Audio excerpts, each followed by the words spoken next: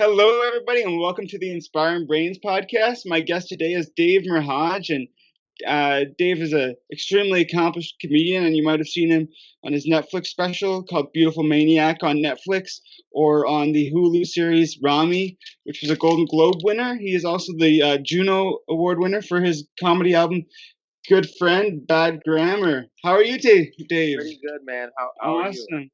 I'm doing all right. First of all, I like to ask how things are going with you, considering all the crazy things that are happening in the world right now. You probably the first. I think like everyone is. I don't know. I don't want to. I almost spoke for everyone, but I mean like there are days where you're like this is you're like you don't know what to do. You're stressed out. You're might be sad. Might be depressed. Might be anxious. I think those emotions on certain days you feel or throughout the week. I don't know. And then some days you're just like, this is great. I'm watching TV. I get to relax. So I think Yeah, it goes back and forth. I don't think. And then you just I guess figure out how to normalize the situation. yeah, Come down to that. It might come down to that where you're like, this is my reality now, which is it's not a bad reality in a sense that dude like you can order anything online and get it delivered. Like if it yeah, was a time to be going through something like this, and I feel like in this era it's the best because you have again you don't have to you could not leave your apartment or your right. house. You order everything. Yeah, and does this time has this time given you more, I guess, more time to sit down and write more, or work on different projects you had planned, or Not for the first like 3 weeks, I would say, or first two to 3 weeks. Not really. I think now more. I'm getting more in the flow of like working on stuff that I was working on or completing stuff that I didn't that I need to complete. So yeah, yeah, I think it's yeah. like I think again as this was normal, like as I was not getting comfortable, but I mean like as I was realizing the situation, I started to Mm, be like, man, now I'll put some effort towards some work and right. projects. I haven't written that much stand up to be honest, but Well, yeah, but you also just released a lot of new stuff, right? You put out your album, and then you got the Netflix special that just came out this year, like last year, I guess. So yeah, that well the album that won the Juno, I recorded that in 2016, and then the Beautifully Manic from Netflix that was 2018. yeah, So it's like, and then before the Corona, I was working on a new hour that I was gonna uh, showcase to try to yeah, get filmed. So yeah, yeah. absolutely. Well, for me personally, I've been doing stand up for 5 years, and I'm just interested if you can take me back to when you first started stand up. I know it's probably in Toronto, correct? Or No, I started in Windsor, Ontario. That's where I was born. So I was doing the Yuck Yucks. They had like a battle of the bands originally, and then they had amateur comedy mixed in for the first little while. And then after the bands battle of the bands was completed or they stopped doing it, they continued on with an amateur night. So I started there in Windsor, and then I would go to Michigan to do open mics as well and not get paid. So I started there, and then I yeah, moved to Toronto. Probably like 3 years maybe, or between 2 to 4 years of like mhm, kind of starting in Windsor, yeah. then moving to Toronto. And so, I recently read the Comedy Tribune article where you talk a little bit about like the up and down roller coaster that is, stand up comedy. And I experienced that as well. All comics, I think, do, if they're, serious about stand up and going through the journey. But I'm just interested, like, what are some of the ways that you kind of like have managed that? Because I have those ups and downs as well, and I don't know. Um, I guess not. When I'm not managing it the best, obviously anxiety, depression, alcohol. That's when you're not managing it at all the best, and not speaking to anyone, and then your energy and your attitude completely takes a turn. But when you are managing it, I think it's to always kind of try to remember why you did this in the beginning, Hmm. like why you got into it, like what pushed you originally, and what is your goal in the end of it. Do you know what I'm saying? Like if you have a Right. clarity of what your goal is, and you can kind of find your way back to stick to that, I think you can battle those emotions. You know what I mean? Yeah. And try to talk to yourself in a more positive way, like your inner monologue to yourself, and not get down Yeah. on yourself. Not always be like, this is making it about you and your self-esteem and you being a fuck up per se, and trying to, Yeah. like, I guess, look at the overall situation. I guess for me, I started in a lot of like small towns in Alberta, and then I've done a couple of like opening club spots in Calgary and Edmonton, stuff like that. So whenever I struggle, I try to think about doing those club spots, and then Yeah, eventually, like if I keep going and keep crafting my act, that I'll be able to do some of those more of those club spots, and because I do a lot of like weird shows for like maybe 10 people in like Red Deer or Lethbridge or yeah, Medicine Hat, wherever it is. So yeah, it's definitely like that's how I kind of try to manage it. But it's still can be an up and down roller coaster. Especially some nights I'll try a lot of new stuff and it won't really land, and you just walk home and it's like crap, I'm not doing this. What am I doing, yeah. right? But Or if you look at it as a process, if you look at it as like, this is just the process of getting where I gotta get, it can probably ease some of those pains. Because, like, I get mm, it. Like, I've done it too. You leave a situation that you don't do well on stage, and you think it's the end of the world, or you think it's over, or you think like, man, what the fuck am I doing? But you got to understand that it's just like, it's not about just that particular moment. You're building towards something. yeah. Well, and so I know like you're from the Middle East, and I'm just interested like how long it took you to kind of develop your voice and your style as a comic. I know you probably have the interesting stories to tell and stuff, so that helps, right? But like Yeah. from growing up, right? But how long do you think it took you to develop that your style?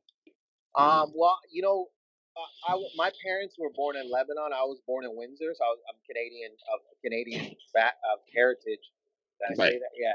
And then, but we always had like our culture growing up, so I think that kind of molded or helped define my style, is like my upbringing, my family, their humor and our humor together. And then, Yeah. so it took me about like trial and error on stage.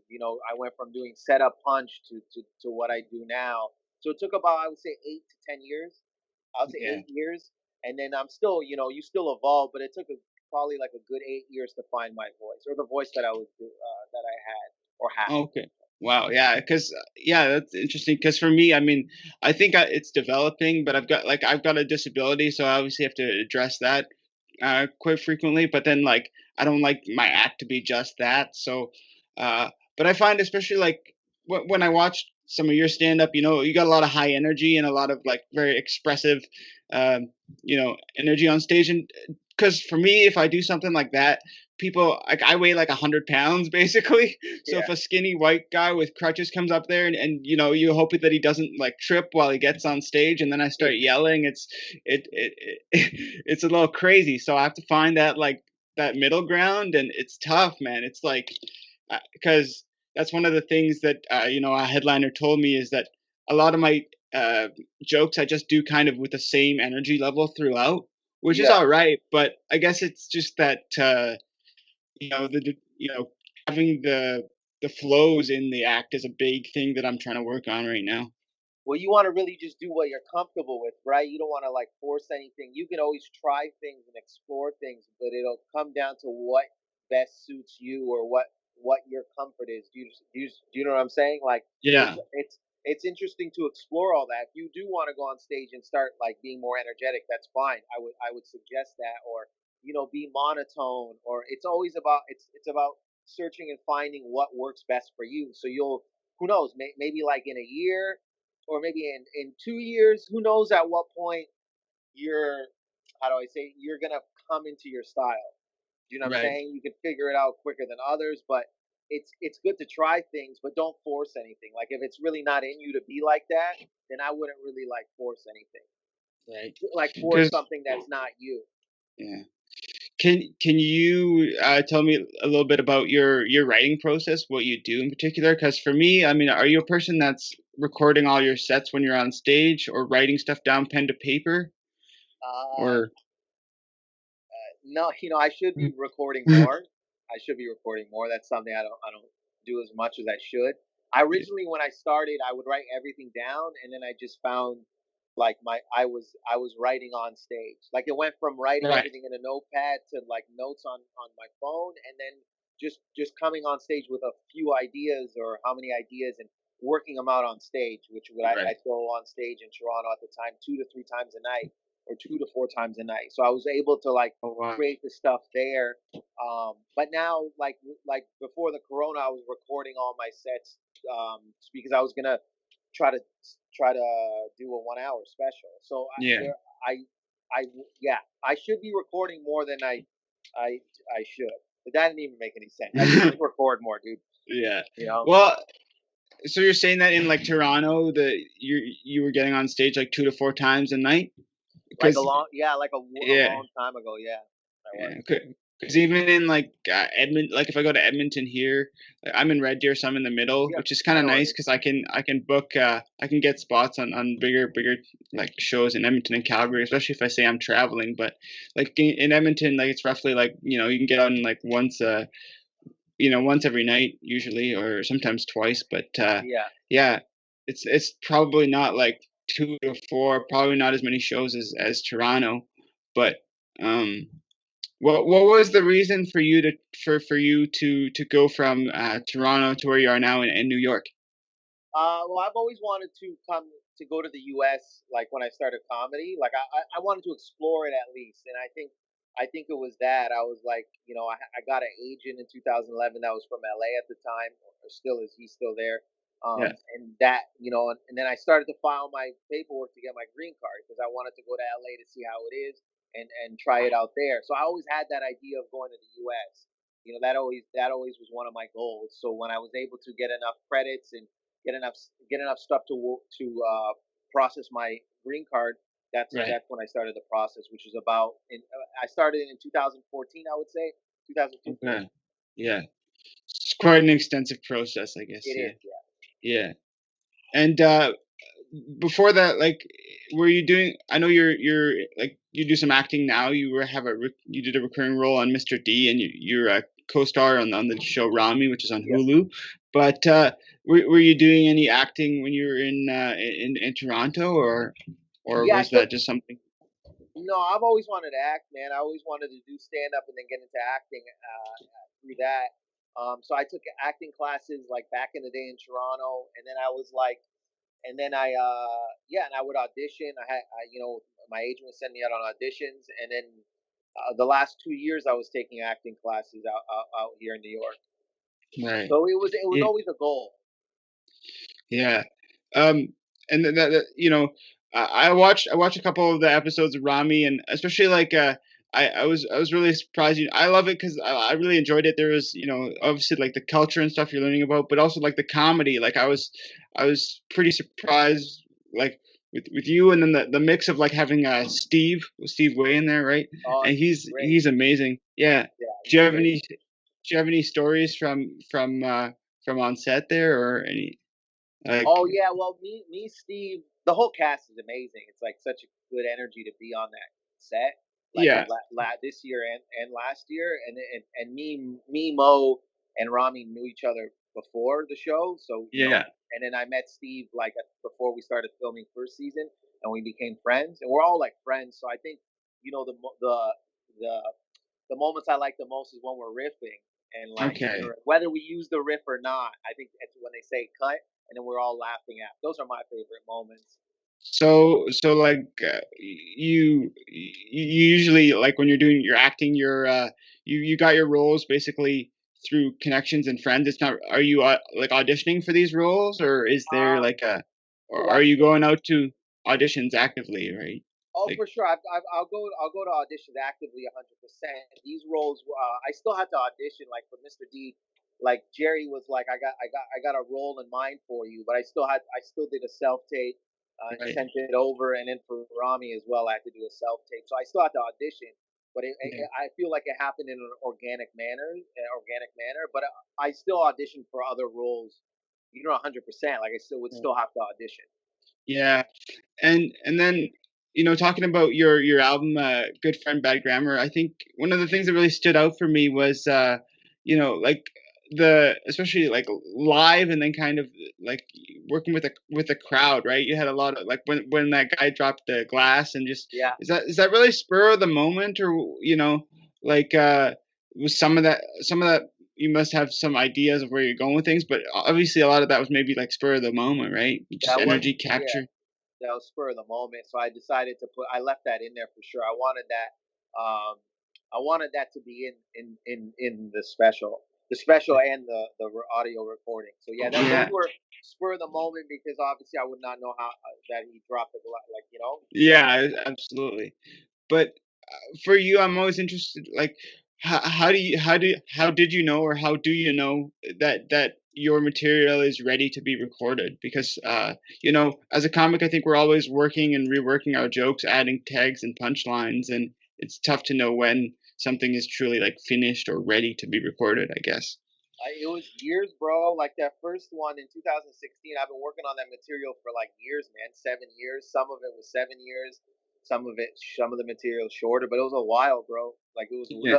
the first album I recorded was in 2007, Yeah. and And then then I you just did like or 2009, I did something else, and then the next one I did, which was the one that the Good Friend Bad Grammar, was 2016.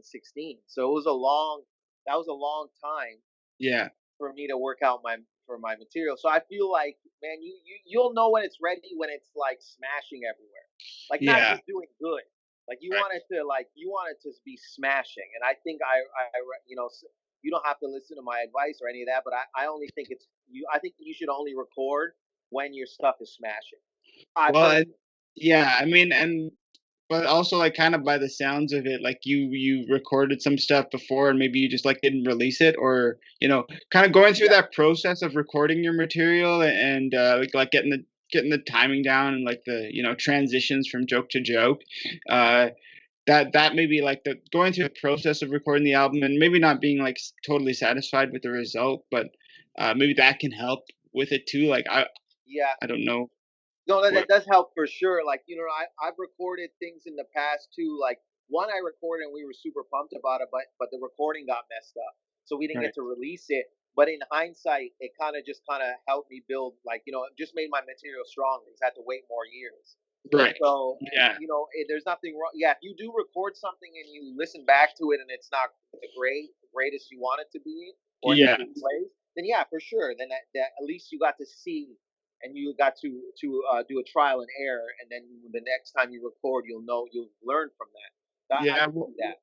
My thinking from it was just like, I was gonna try to record like half an hour to 40 minutes ish or whatever, and then kind of use that to send it out to like clubs or some like Yeah, maybe help me to get like a kind of some press that I could use to apply for like festivals and stuff, because I've applied for things like Winnipeg Comedy Festival, and yeah, that one in particular, you need a lot of audio clips and some video and stuff like that. I've got stuff on YouTube, but it's all just like iPhone, yeah. handheld kind of stuff, and Well, you and can I take. want something. If you take that, you don't have to send them the whole 45. You can send. It's good. I would suggest maybe sending 7 minutes to the festival. You know Right. what I mean? Because Yeah. that you give them something short and sweet. Because Right. you don't know what their attention span is like. You don't know what they got in their life or what they're doing. So it's probably good to do a 5 to 7 minute set and send it to them. Especially Yeah. a festival for sure, because they're not going to want you to do 45. Right. Festival just wants 5 to 7. But if you're Right. trying to get into clubs, you could also record the 45, but also send them 5 to 7, and they can book you based off that. They're going to Right. ask you, hey man, do you have 45 to headline? And you Right. go, yeah. And sometimes they might not even check until you get Right. to the club. So, but you have it on deck if they do ask. Right. Uh, and so I'm interested, like, how important is the whole like your social media like brand, I guess, because a lot of people say that that the comedy club won't book you unless you have a certain amount of followers on Instagram, and for me, like, social media is not my worst thing, but it's also, tough to it grows slowly, like, over time, and it's Yeah. definitely like is that a important thing, or doesn't I don't know if it really matters. It does matter, because we're in the era we're in. Like, I'm not. To be honest with you, I'm not the best with social media myself. Like, I don't have giant amount of followers or giant amount of numbers. I'll still get booked at comedy clubs. I'm working on it, but I mean, like, that's if it's not your thing, you could still try it. I still try to make an attempt, but I wouldn't let it stop you or get you down from getting into clubs. I still think there is room where some of these people don't totally judge you off of the followers. I think there's clubs or Right. places that are going to judge you off who you are as a comic and how good you do. Some will want followers, but you know what I mean. I feel there's a lot of doors you can open, and a Right. lot of journeys you can take without if that's not your thing. Right. Super cool.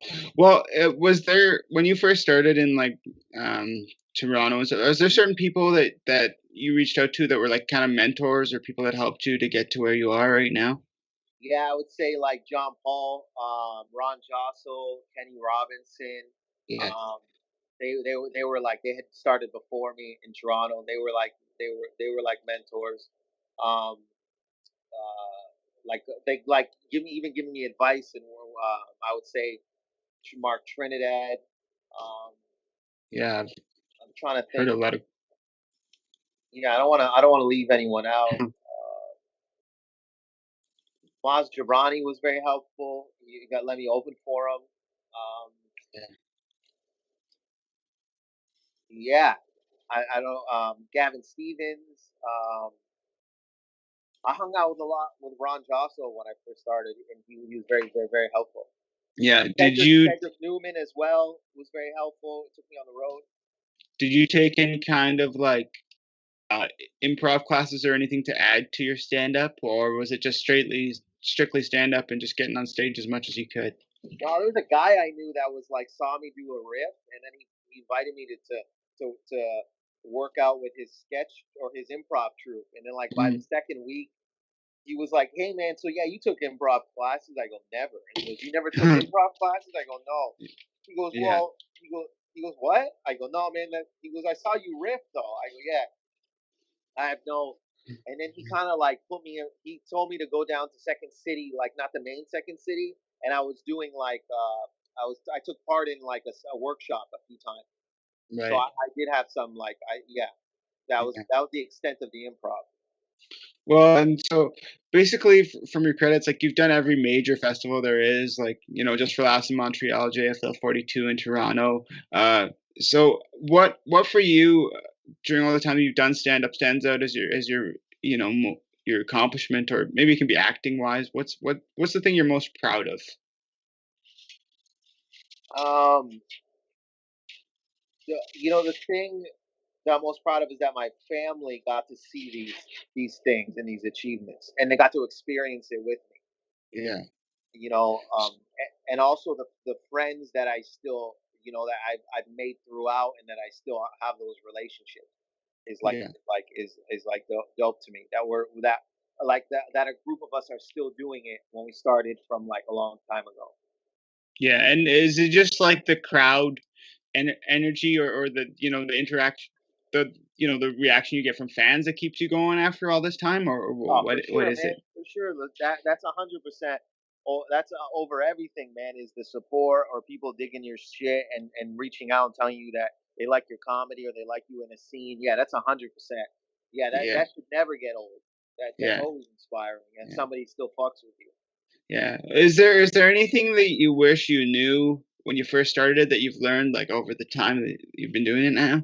Oh, not to take things personal. Personal. This is a business. Right. Yeah, not to Just let like my emotions take over as much. right. Definitely like the business side of comedy is like an important aspect, I guess. Yeah. And not something we talk about, but No, not at all. uh, Not even something we're trained about or even told about until like we're in it. So yeah, I think that Gavin Stevens once told me he's like, don't take it personal, and right. that wrong with me. He's like, don't take them not asking you to be in the festival as a personal thing. Like they're Yeah, not trying to fuck you. Some might, but right. I mean like. they're not trying to like hurt you emotionally in a sense, like Yeah. intentionally. It's Well, just I a think business. for me, I think like, like for when I submit for like Winnipeg Comedy Festival, for example, you got to submit those clips and those samples and things. And every year, like I look at what I've got, and I'm changing up my bio and like my material that I'm sending out. So, it's kind of nice because I've done that for the last like probably 2 3 years, and it's just nice to see like the development and being able to add things to the resume Yeah. that way, right? Yeah, man, Yeah. you should So never like you should keep doing it because they're gonna see your hustle. They're gonna see you that you're not, they're gonna see that you applied once and you didn't give up, that you came back and wrote like 3, 4, 5 times. I think that goes a long way. We may not think it is at the time, but it does. yeah. Yeah. Well, to kind of finish off here, are there things that you're working on right now? I know there's the season 2 of Ramy coming up. Are you involved in that at all? Oh yeah, yeah. Mm. So Oh, cool. where the trailer dropped today, so it comes out May 29th in America on Oh, Hulu. So I'm a awesome. part of that. I'm a part of the cast, so Cool. I'll be back again. Okay, awesome. And then myself, I have we have a podcast that it's about mental health. It's with me, Oh, co-host awesome. Vivos is his name, and a therapist. So we have an actual therapist on there, and then And we what have what what was your co-host name? Sorry, his it, name it is cut out a little. Vivos. Okay. Ph um B. Well, why am I forgetting to spell his name? It's all good. But what's the It's what's the sorry name of the P H podcast?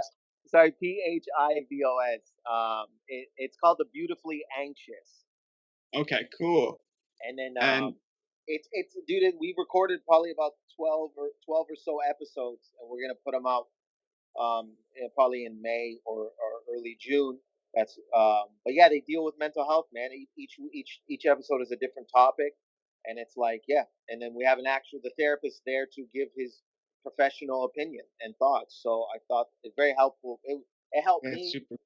So Yeah, just like life wise and like yeah, finding motivation, or like kind of finding like purpose or everything motivation, that kind of thing. we we deal with everything, man. I think one episode we were talking about different types of therapy, or like what is the fear?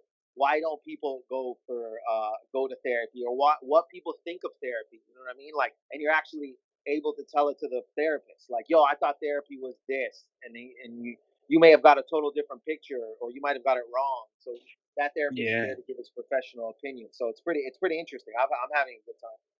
Oh, that's awesome, man. Well, I know if people want to find out more about you, you're at on Twitter at Dave Merheje, Yeah. and and then your website.com as well.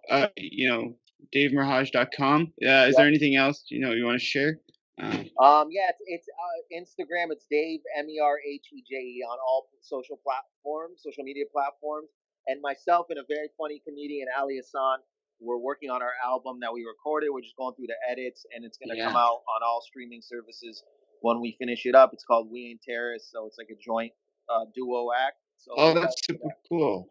Yeah. Yeah, Awesome, man. Well, thanks thank you, man. thanks so much for giving me a little bit of insight into your Bro, career and anytime, man. everything. Nah, man. Thank you again for reaching out, dude. You need anything? Let me know, bro. Okay. All right, man. Well, take it easy and stay Take it safe easy, there. bro. You too, All right. man. Have a good day. You too. Bye. Bye.